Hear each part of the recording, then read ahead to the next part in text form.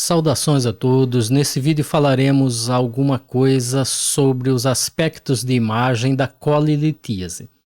O que é a colelitíase? Bem, a colelitíase é o cálculo na vesícula biliar. Ele tem uma frequência relativamente alta, principalmente em mulheres multíparas, obesas, tem uma frequência um pouco mais elevada nesse grupo de pessoas. Mas pode acontecer em qualquer pessoa, inclusive pode acontecer em crianças, inclusive existem casos relatados de colelitíase no feto, né, detectado no ultrassom gestacional, no morfológico, ok? Então, a grosso modo, você vai ter basicamente dois tipos de cálculo, o cálculo de colesterol e o cálculo de pigmento. O cálculo de pigmento é bem menos frequente, ocorre principalmente em pacientes que têm anemias hemolíticas crônicas, como talassemia, como anemia falciforme, e o cálculo de colesterol é o que predomina. Ele decorre aí de uma supersaturação de colesterol na bile. Do ponto de vista morfológico, os cálculos podem ser de tamanhos variados. Você pode ter cálculos minúsculos, né? Cristais mesmo, microcálculos, e você pode ter cálculos tão grandes que ocupam toda a vesícula biliar. E o número de cálculos também é muito variável. Você pode ter aquela vesícula biliar repleta de múltiplos pequenos cálculos, e você pode ter um único cálculo pequeno ou um único cálculo grande. Então, varia muito. A sintomatologia também é muito variada.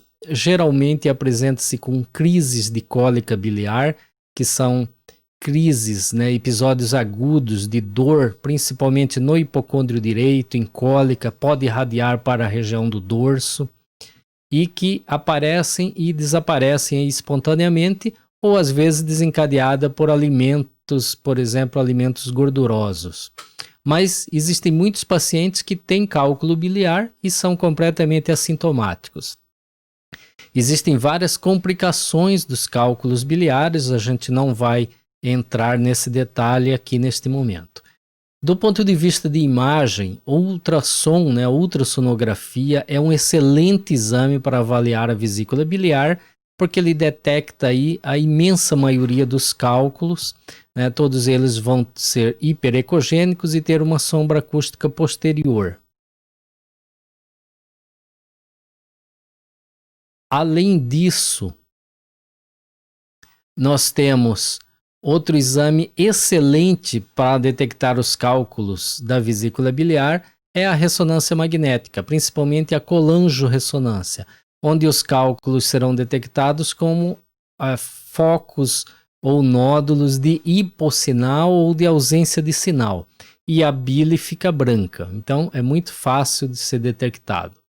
A tomografia computadorizada não é um bom exame para detectar cálculo da vesícula biliar. Ele deixa passar de 10 a 15% dos cálculos. Vamos entender por quê. Lembrando que a bile é líquido, é hipodensa. Então, na tomografia, o conteúdo da vesícula biliar é líquido, vai ficar escuro, né, hipodenso.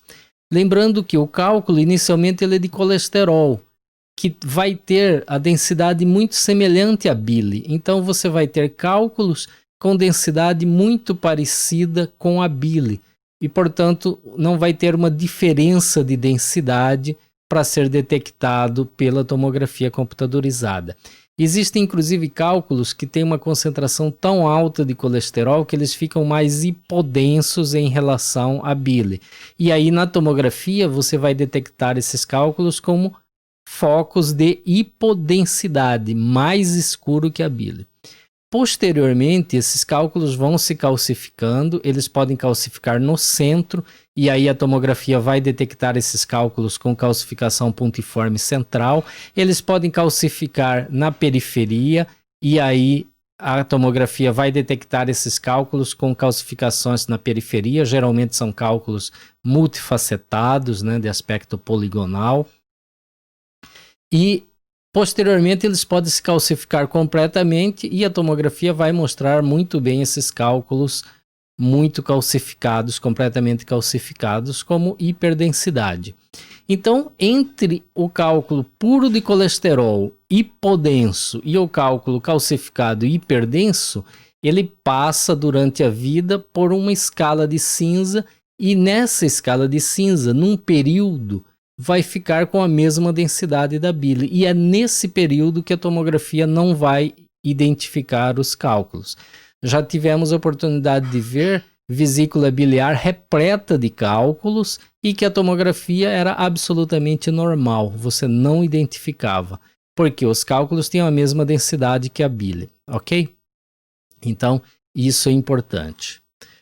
Uma das complicações muito frequentes do cálculo é a colecistite crônica, o processo inflamatório crônico da parede da vesícula biliar, a colecistite crônica. Uma outra complicação é a colecistite aguda. Então, essas complicações nós falaremos sobre ela em vídeos subsequentes, ok? Então, neste vídeo era isso, obrigado e até o próximo.